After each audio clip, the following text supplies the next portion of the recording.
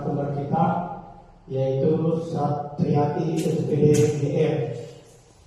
Salawat dan salam mari kita berikan kepada Nabi Muhammad SAW. Allahumma shalli ala sayyidina Muhammad wa ali sayyidina Muhammad. Baik Bapak Ibu sekalian, di sini saya selaku pembawa acara akan menyampaikan kegiatan acara kita pada siang ini. Yang pertama pembukaan, yang kedua kata sambutan, yang pertama dari kepala sekolah, yang kedua dari pengawas. Kemudian selanjutnya yang ketiga yaitu cara inti, yang keempat dan lain-lain, yang kelima penutup. Sebelum saya lanjutkan, apa perlu ditambah? Apa bagaimana acara kita ini? Apa cukup? Cukup.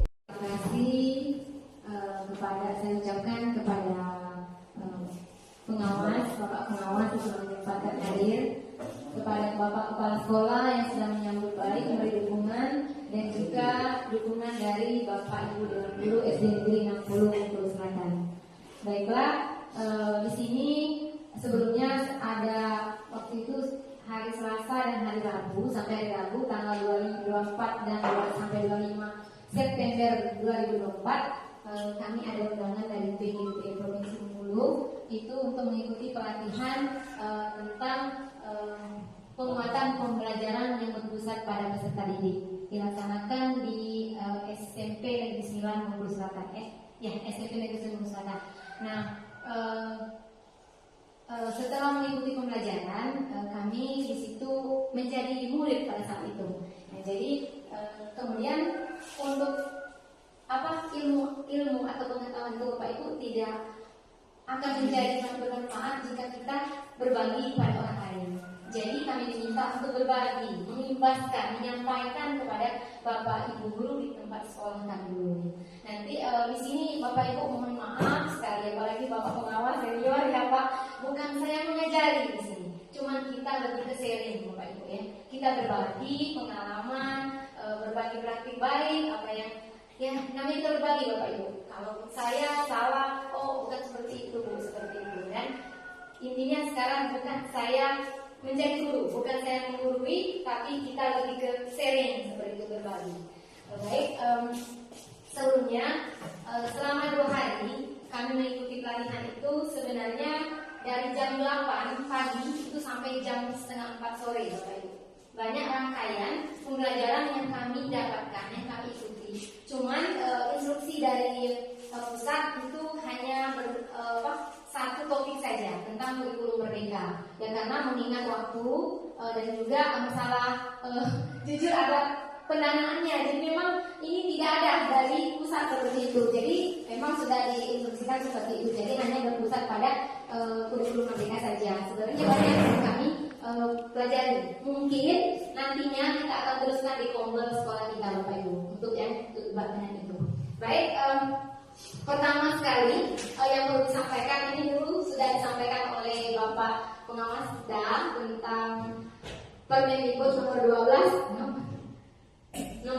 tahun 2024. Ini tentang struktur kurikulum yang baru. Nah, di situ waktu itu kan pernah disampaikan oleh Bapak Sulaiman bahwa ada perubahan struktur kurikulum. Nah, di sana ada yang mapel bahasa Inggris, nah itu kan kalau di kelas bawah itu tidak wajib lagi seperti itu. Cuman kalau mau itu boleh masuk di mapel tambahan atau belum. Nah, dalam bahasa Indonesia. Nah, di sini ada elemennya menyimak, kan daftar nilai kita itu kan ada elemennya menyimak seperti itu. Nah, di sana ada capaian pembelajarannya peserta didik mampu memahami ide pokok gagasan suatu pesan lisan, informasi dari media audio yang dia dengar, terus teks atau bacaan. Jadi murid tadi peserta didik kita dia bisa untuk mengambil ide pokok dari apa sih yang dia dengar, apa sih yang dia baca, seperti itu. Nah, jadi dari situ kita bisa membuat juga apa tujuan pembelajaran. Jadi peserta didik dapat menemukan ide pokok suatu paragraf misalnya, itu tujuan. Berarti ini belajarnya tentang ide pokok atau gagasan di bahasa Indonesia tadi. Jadi kita bisa Bapak Ibu kan jangan lagi ada persepsi kenapa buku kita tidak sama, kenapa yang buku yang di situ tidak sama dengan yang di sini. Bisa jadi Bapak Ibu tidak sama, tapi yang penting sesuai dengan CP apa yang harus diajarkan kepada peserta didik itu. Ya kita bisa saja mengambil buku misalnya ada seperti buku pengarangnya Erlangga seperti itu kan, boleh, semuanya boleh seperti itu. Yang penting kita sesuaikan dengan materi yang kita ajarkan, apa sih CP yang kita ajarkan itu. Bukan kita bawa buku, ini yang seperti itu. Cuman ya buku tadi penunjang materi yang kita ajarkan itu seperti itu. Jadi tidak ada lagi istilah kami tidak bisa belajar karena ya, mohon maaf sekali lagi bukan saya menggurui, tapi kita ini sama-sama. Dulu saya juga berpikir seperti itu. Gimana mau ngajarin kalau buku tidak ada?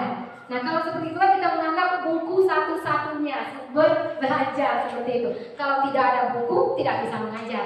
Nah, jadi makanya kami diminta untuk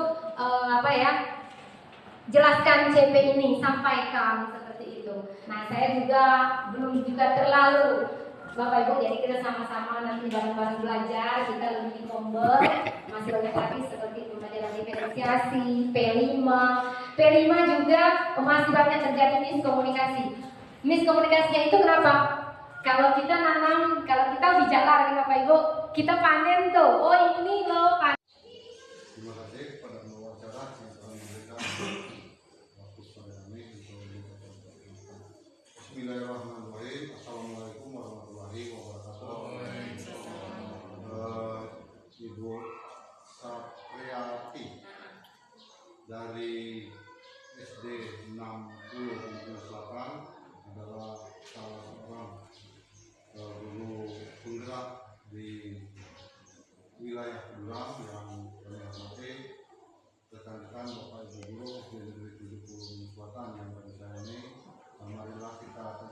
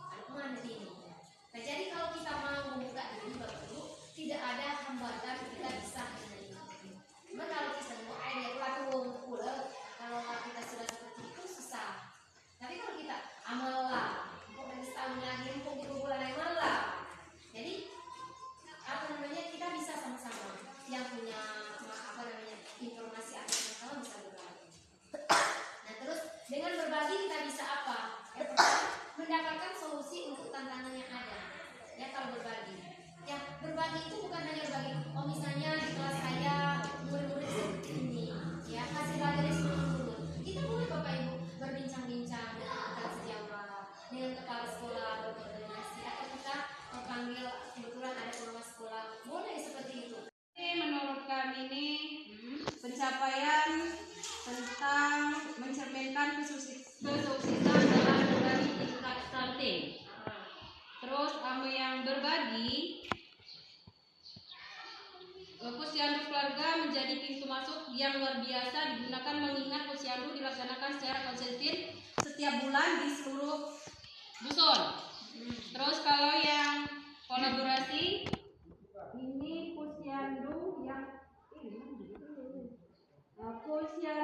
aktif berkualitas dijadikan pusat edukasi dengan dukungan gotong royong dan kerja keras semua pihak pada tahun 2020 sebanyak sekian. Nah, dari yang disampaikan oleh Bapak dan Ibu tadi, berarti Bapak Ibu SD 70 itu sudah paham ya, sudah mengerti apa itu berbagi, apa itu belajar, dan bagaimana bentuk kolaborasi. Ya, kalau belajar kita harus belajar, kita mempelajari budaya ini tadi kok mana kata Pak Maslan, kok mana angka itu tadi samping tadi itu jangan naik terus misalnya kan mana caranya. Nah terus kalau tahap berbagi, nah kita menyolah tadi dia berbagi dalam bentuk posyandu aktif tadi. Nah jadi diberikanlah edukasi misalnya kan seminar gitu.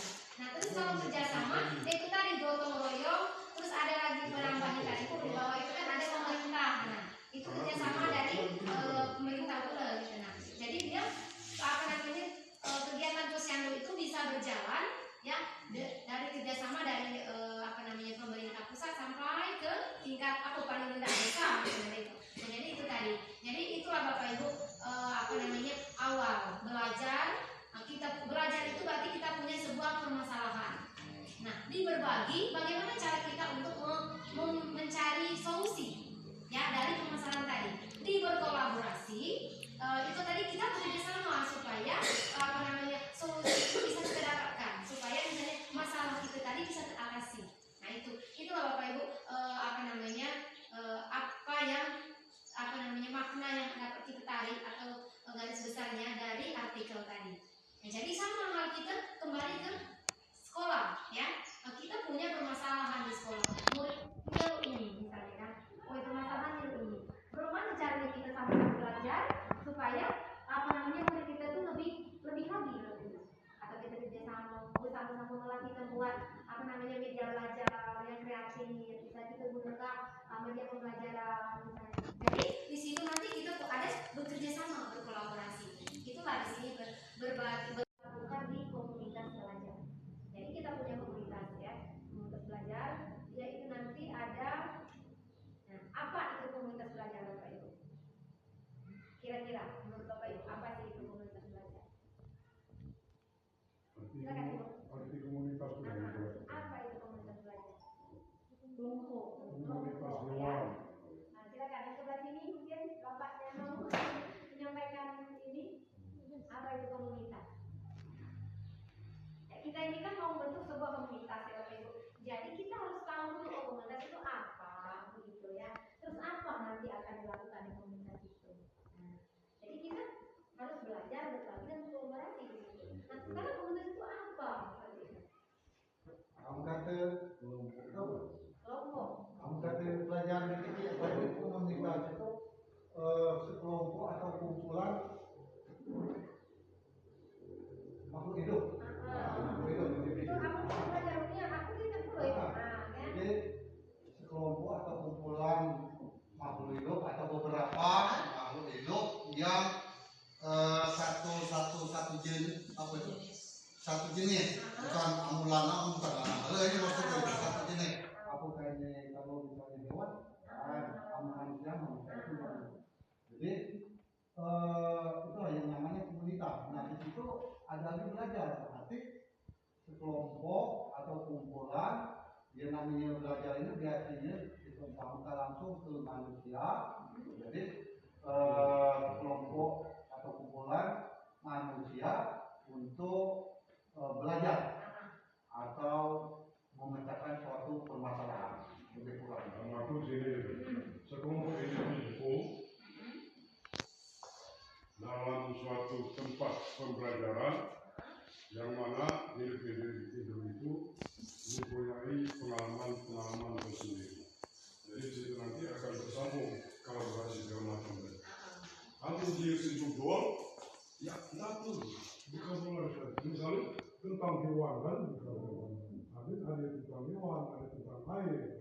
Jadi di situ pun saling juri. Kira-kira. Nah, itu tadi Bapak Ibu ya. Ada yang telah pertama yang tadi kan ada dilihat dari sudut pandang masing-masing. Cuma itu banyak komunitas ya. Nah, tapi ada ya. Nah, sekarang sebelum itu terjawab, sekarang saya ada tulis benar atau salah ya Bapak Ibu. Tapi kalau mau benar atau salah yang tadi saya kelewatan, jadi sudah salah bawahnya. Padahal saya mau tanya. Nah, komunitas belajar merupakan sekelompok guru dan tenaga kependidikan yang berkumpul bersama untuk membahas hal-hal tertentu. Itu benar apa salah? Benar ya, benar. Kita lihat ya. Benar. Oh, ternyata kurang tepat Bapak Ibu ya, salah ya. Kombol merupakan sekelompok GTK yang belajar bersama, berkolaborasi, memiliki jadwal pertemuan rutin, memiliki tujuan jelas dan terukur untuk meningkatkan kualitas pembelajaran yang berdampak pada murid. Ya. Nah, ini adalah kombol tadi. Ya, kombol itu adalah sekelompok GTK, ya, belajar bersama, berkolaborasi, memiliki jadwal. Itu tadi Bapak Ibu, memiliki jadwal rutin, terus memiliki tujuan jelas. Apa tujuan kita tadi melakukan kombol ini, bentuk kombol ini? Terus ini meningkat untuk mengukur untuk meningkatkan kualitas pembelajaran yang berdampak pada peserta didik atau murid. Nah, itu kombol ya Bapak Ibu ya. Jadi apa dikatakan yang tadi? Apa itu komunitas belajar? Nah, maka ini terjawab tadi. Komunitas belajar merupakan sekelompok guru dan tenaga pendidikan yang belajar bersama, berkolaborasi secara terjadwal dan berkelanjutan dengan tujuan yang jelas serta terukur untuk meningkatkan kualitas pembelajaran sehingga berdampak pada hasil belajar. Nah, yang tadi saya sampaikan tadi, oh di kelas saya ini begini, sedunia dengan pelajaran. Bagaimana menurut kawan-kawan yang lain, kepala sekolah, bisa pengawas, aku nih misalnya, yang mungkin kurang ini Bu, kurang sumber belajar gitu, tambah lagi buku ini mungkin. Aku medianya kurang Bu, misalnya, oh kamu nak buat kegiatan itu misalnya. Nah setelah itu nanti dijalankan, nah baru evaluasi Bapak Ibu. Disitulah pertemuan rutin juga. Saya sampaikan, aku ini lah udah yang nerapkan program itu misalnya. Alamnya hasil belajar murid aku, sampai berapa persennya di mata didik. Berarti kan ada peningkatan untuk kualitas peserta didik tadi. Nah itu Bapak Ibu ya. Nah sekarang komunitas belajar merupakan strategi utama atau kunci yang dapat meningkatkan kemandirian GTK untuk meningkatkan kualitas pembelajaran melalui aktivitas kelompok seperti belajar bersama, menyelesaikan tantangan pembelajaran, berbagi ide, ya, memberikan umpan balik yang efektif, dan bagian yang paling penting adalah menerapkan hasil kombol pada pembelajaran di kelas. Nah itu tadi kan, cukup apa misalnya buat media belajar yang ini misalnya. Nah kita terapkan di kelas tadi, cubunian itu namanya misalnya kan. Nah setelah dicoba, nah minat hasil, minat murid tadi, mana refleksinya murid, mana timbal balik murid bagus, berarti di situ sudah bagus. Atau kurang bagus itu tadi lah refleksi. Kita mengajar Bapak Ibu, misalnya aku ngajar guru kelas, kebetulan kawan aku ini guru agama misalnya, dan di Jamil pada saat itu kan pada duduk di kantor mana ikut aku di kelas, aku ngajar. Nah jadi kita tuh tidak perlu aku aman bikin Jamil ini macam ngecek lagi. Nanti Bapak Ibu kita tuh masuk ke kelas kawan kita tuh bukan menilai kawan tadi kurang ini aduh maaf bukan, kita tuh hanya memberikan kurang, tapi kita beri saran. Nah aku tadi di sini kurang kabar tadi murid kamu masih banyak ya ibu. Oh berarti lo mana aku memperbaiki? Berarti aku harus memperbaiki lo mana cara manajemen kelas yang baik. Aku belajar PMN, pelatihan mandiri, atau aku belajar di media lain. Untuk ini murid tadi kita banyakkan sedikit misalnya. Bagaimana cara kita memusatkan perhatian peserta didik kepada kita. Nah, di situ Bapak Ibu itu maksudnya tadi kita tuh bukan takut dikina jemur itu. Kamu masih ketakutan misalnya. Bukan itu. Cuman dikina tadi misalnya Pak Mas masuk ke kelas ini misalnya. Kamu tadi murid yang masih banyak ya saat dia ribut misalnya. Oh, lo mana caranya mengatur aku ribut lagi? Aku harus belajar lagi. Lo mana caranya? Aku pacak menguasai kelas. Kan kita yang ngajar Bapak Ibu, kelas itu harus kita yang menguasai kelas itu. Kalau caranya murid tadi berpusat ke